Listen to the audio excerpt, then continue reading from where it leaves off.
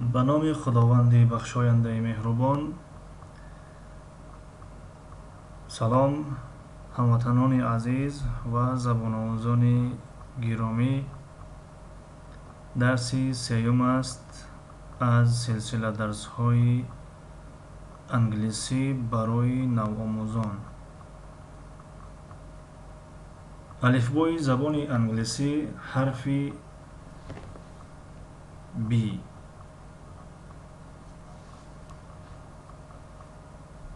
baby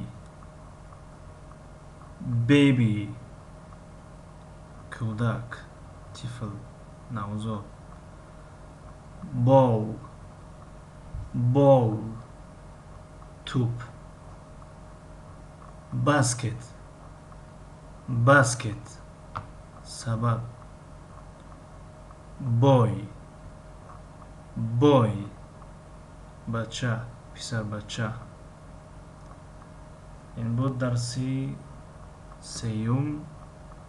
تا درسی دیگر در امان الله پاک باشید.